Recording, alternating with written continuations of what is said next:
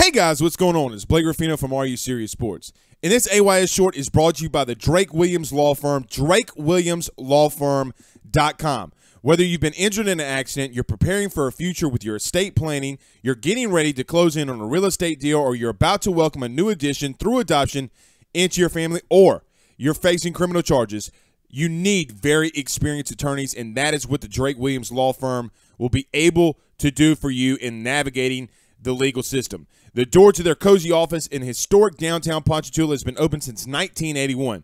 They have helped thousands and thousands of Louisiana families and individuals win cases, close on real estate deals, and regain that peace of mind. Their lawyers over at the Drake Williams Law Firm, Ernie Drake III, Ryan J. Williams, and Summer Vicnair, are very determined, compassionate, and dedicated to their craft. It's the Drake Williams Law Firm, drakewilliamslawfirm.com. Give them a call today at 985-386-7600. Tell them your good friend Blake Ruffino at AYS sent you on by. You know, look, Mike, you know, I'm Italian. And so we think, I can go out there. I ain't going to get sunburned. Shit. 70 degrees and my ass got sunburned, man. But we're just good. How has your week been? My week was great. Experienced my first Mardi Gras, Okay. I had never done nothing. I'd never seen the parades.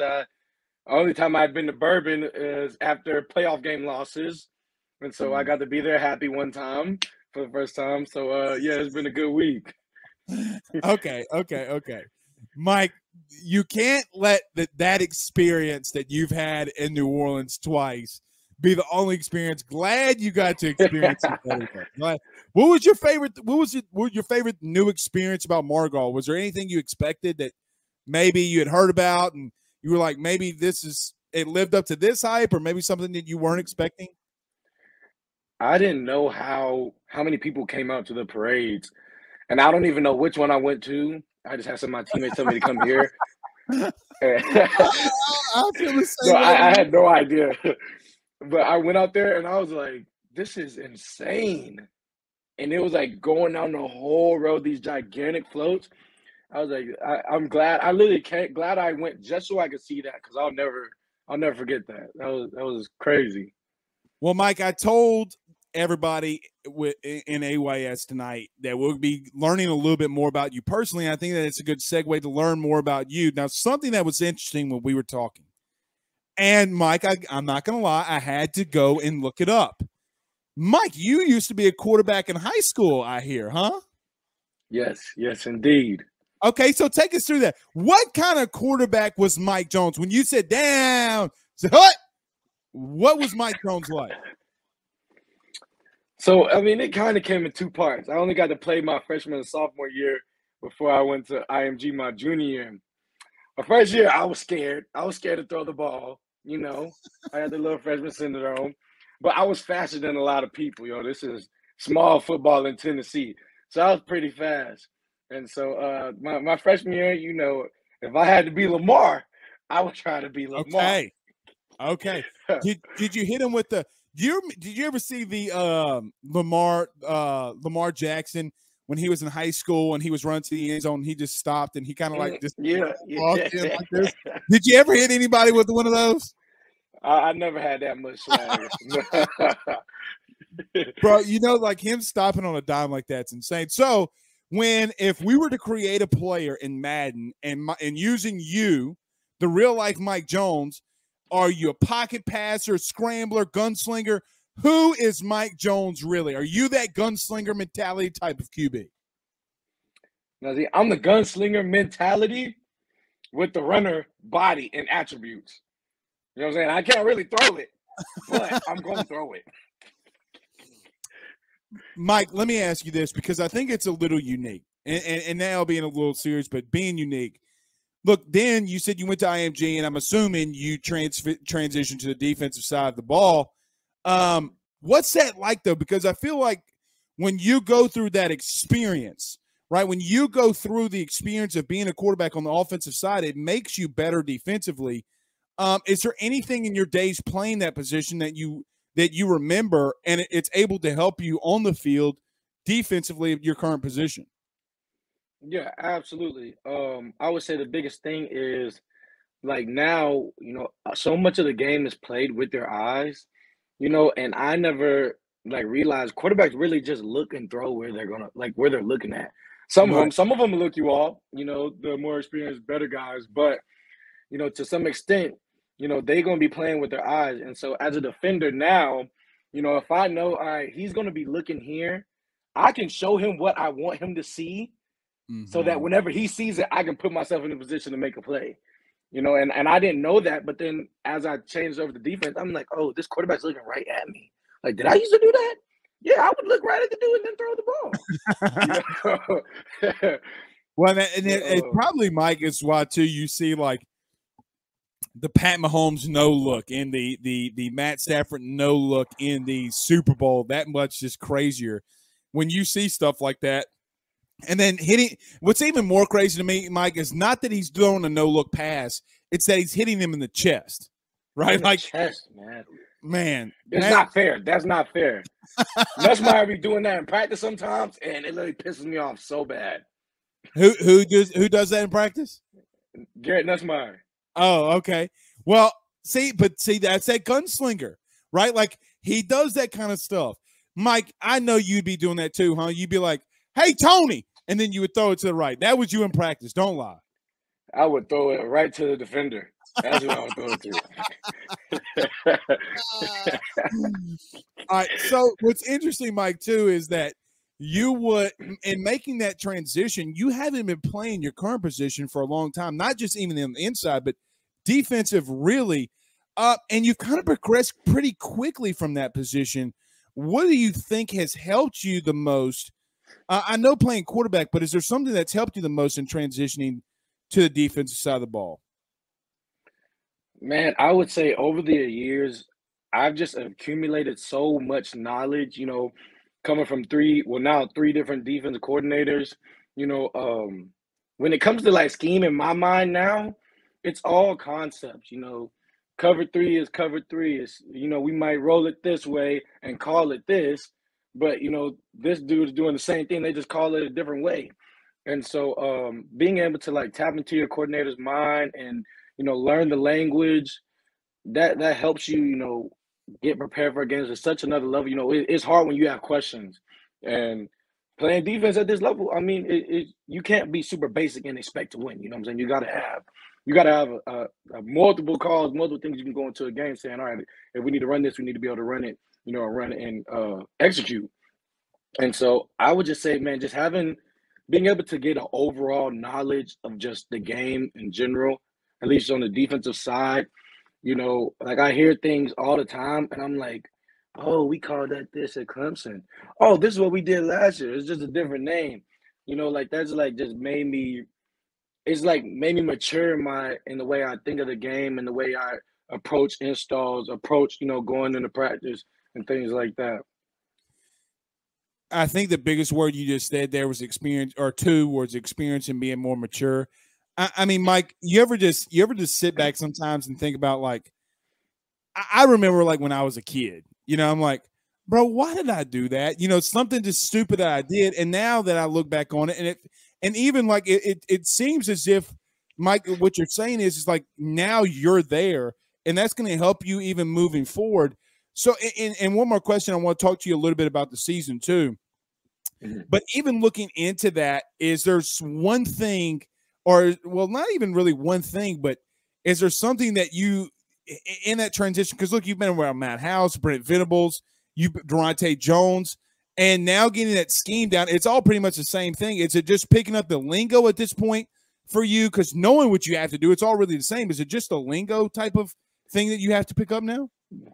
Yeah, personally, I would say it's more the lingo, and there always are little minor details that guys do different, but Right. like you said, they're all the same, and they just might call it red and this person called it blue and this dude called it bark, Right. Yeah, just the lingo, man.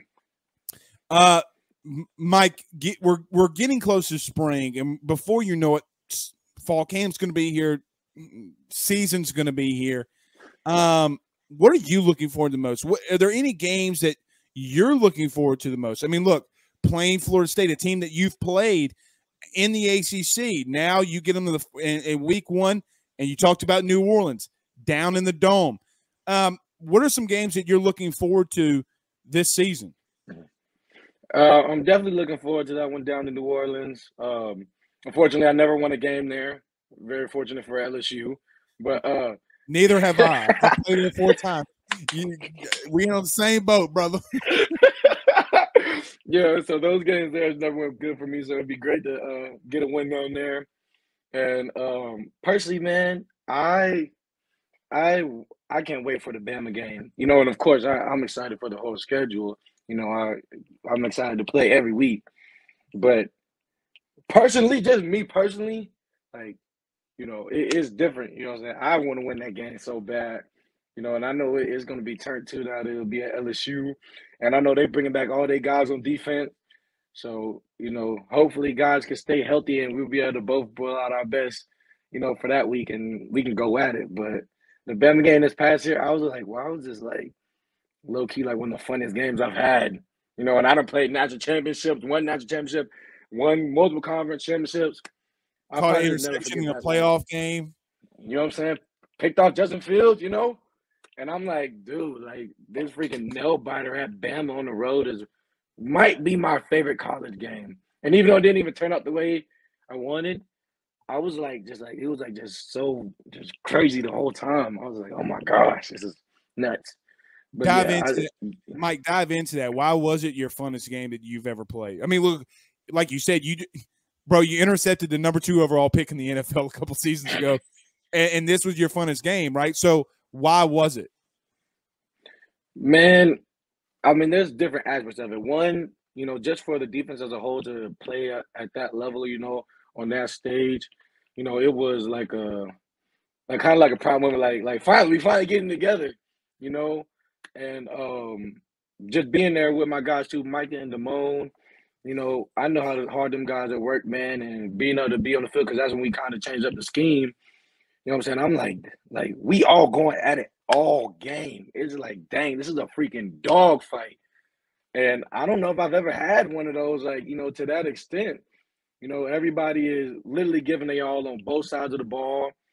And you know, like the encouragement on our side, man, like it was just like a true battle. And you know, I've played in other games that were battles, but I don't know why that one it kind of felt like it meant more, at least to me. It is the SEC logo. It just means more. Mike, I do gotta tell you something that I'm looking forward to. Now, this isn't a game that a lot of people outside of Louisiana are circling. I'm ready for the Southern game. I'm ready for the human jukebox to come to Death Valley. You know, start playing some Bruno Mars. I'm gonna be sitting up in the corner. You know, that's gonna be me. But let me ask you this: when a band is really hitting, like I don't know if it's just me, but dude, I'll be dancing out on the field. I'm kind of like, you know, just trying to do something. You get hyped though when the band starts beating. Like, what you gonna do if they start playing a really crunk song and it's loud and the whole stadium's just buzzing? Because I have a feeling it's gonna be doing that. See, me personally, I'll always like, you know, I might do a little something, but on the field, I'd be screaming. Like whenever I'm laying, I'm like, I just scream. I literally just scream. I might not even say any words, but I've always been just a screamer, you know. So I'm sure I'll be out there yelling some nonsense. You know? Oh, dude, we need to get you mic'd up. I want to hear what you say.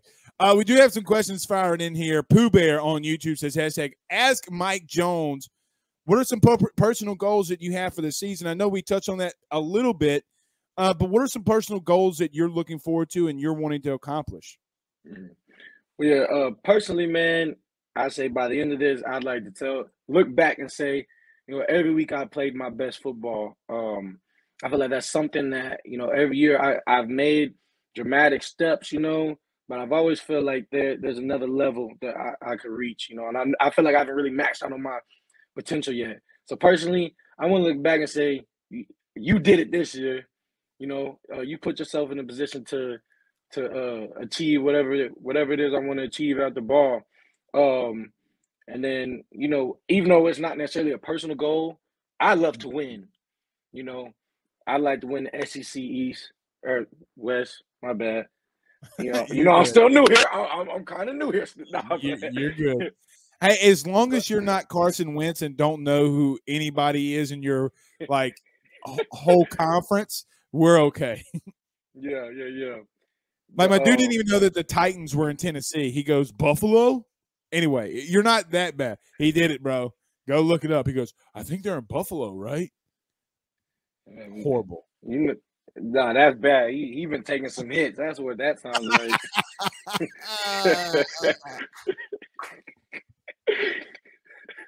My man, come up, my man. Get that shake back. Come on, bro. And don't forget, we went on vacation. We're still going to go get that Blue Store chicken. We got some people in here asking. We're going to do that. Mike Jones, current LSU linebacker, joining us. Mike, a couple more questions. We'll get you out of here. Somebody asked, have you officially put Boosie on your playlist to listen to before the game now that you've been in Louisiana? Man, I have set it off in my playlist since like high school. I gotta get my mind right. Like every time I played in one of our playoff games down here, I made sure to listen to it. Like, right. I might not be getting all these snaps today against LSU, but I'm gonna set it off on special teams.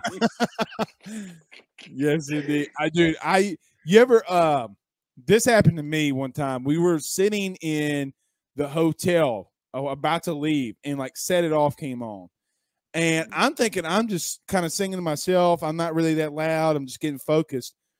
And one of my roommate starts filming me, and we're about to get on the bus. And I'm like, set it off in this month, and I'm like, I'm thinking to myself, I'm just being calm, cool, and collected. And my O-line coach walks up to me, he's like, Blake, you got to calm down. I'm like, I felt like I was calm, Yeah. But either way. Man. Mike, you talked last week about the team unity. You talked about your personal goals, and really your personal goals kind of fit along with being a team and the unity around the team. Brian Kelly talked about that this week and not really going in that specifically with you, but he kind of mentioned the same exact thing that you mentioned a week before. Can you elaborate a little bit more on that about how, because last year was a little bit different, but you said and he said, and a lot of people have talked about just how close this team's coming together. Can you, as a player, can you take us there about how the team absolutely together? Absolutely. And so to me, I think the major growth between how we have come together has all been, kind of dictated off their emphasis on accountability. Like whenever you with a whole team and and I'm not saying like things weren't like we weren't accountable, but when you don't pay attention and you don't highlight the things that might be getting overlooked, it's hard for somebody to say, I'm not gonna do this today. Like it's all good. But we literally look at like everything. We got our accountability teams. We know who's winning, who's losing, what points people are losing, And so, like me, on my team, we got a group message. I might take my team, hey, make sure you all do out your like wellness review. Somebody else texts, hey, make sure y'all take y'all vitamins. Make sure y'all checking in for dinner. Everybody's checking up with each other because one, we want to compete, we want to win, but there's nothing being overlooked there. You know what I'm saying? We all rely on each other to, try to win our team competition every week. And I've seen personally how that's just, even made us so much, closer as a team. I've gotten to know guys who I've been on the team with for a year, but didn't even really know their name, knew nothing about them. And now I talk to these dudes almost every day. And so, and I didn't think that was something that would really tie into accountability, but it's truly like we all really need each other, and so it's pulled us together. You've been on some very good teams, and you just mentioned something about having that before, and now you're doing it again, and now you're being a part of the leader. Now you're an upperclassman. Mike, do you have that same feel? Because it feels to me from what you're talking about, and look, all the great teams have it. It's that one thing in unity. Do you feel like that's something that you've gained, that this team's gained this year, maybe even Mike over the last 7 weeks? Has that been the biggest thing that's happened over the last 7 weeks? Is how much closer the team's gotten? Personally, for myself, I would say yes, because I know myself, like, I really stay at home. When I gotta go to work, I gotta go to work. When I gotta go to school, I go to school. When I gotta watch film, I gotta watch film, and that's kind of always how I've been, throughout since I've gotten to college. But, now, like, for myself, I'm interacting with more of my teammates than I have probably since I've been in school, and we've always had a really close-knit group here, and a whole bunch of joking around and laughing in the locker room all the time, constantly. But I can say for myself, I believe so. At least in my personal experiences, this is the most involved I've ever felt with the team since I've been in school. I love it, man. Look, you're becoming the fan favorite here, bro. I mean, they love you. I mean, they absolutely love you. And I love it. Look, we're going to go get that Blue Store chicken. So we went to – let me tell you something very quickly. We went to the beach this week, and I kept thinking about Blue Store chicken. Publix, of all places, is giving the Blue Store a little bit of the run of their money. Mike, we're going to have to go in there and tell Miss Anita she better pick it up because this is bullshit right here, Mike. Just let it be known, but we're going to go experience. Mike, one last question, we'll get you out of here. Anything you're watching, monitoring sports-wise, anything else that you want to talk about, or you're just observing? I know that in Major League Baseball, the strike and how crazy that's been. Is there anything, though, that you're focusing on that you've seen that you've been thinking about over the last couple of days or last week? Yeah, man, the combine is starting, and I have a lot of friends, a lot of former teammates, a lot of guys I've played against. One thing I'm really excited to see, I'm ready to watch Demone Clark run. Mm-hmm. He's one of the only people, other than Isaiah Simmons, of course. He was faster than me by a lot. But Demone is one of the only, like, true linebackers. I'm like, yo, he moving with me. What in the world? Usually I feel like I always just outran everybody. But yeah, Demone kind of had me shook a little bit. So I think he's gonna run crazy fast. Don't be surprised if he runs something ridiculous. I lied. This is the last one. Demone made a big leap from 2 seasons ago, technically now, to last season. Was there something that you saw in Demone off the field? Obviously, we all saw it on the field, so we have a good gauge on it. What did you see off the field that made him take that leap forward? Because, look, Demone, I mean, quite honestly, Mike could have played himself into a late first-round pick. Is there something that you saw there that you might implement? Because LSU's had a lot of great linebackers, Devin White, Quan Alexander. I mean, the list goes on and on. But is there something that you saw that Patrick Queen, God forbid, I can't say I got to say Patrick Queen because Livonia is going to come after me if I don't. But is there something that you saw that you'll implement for yourself this season? Man, and I don't know Demone outside of since I got here, right before fall camp. But comparing them to the guys I've seen, and we had a lot of really great linebackers at Clemson.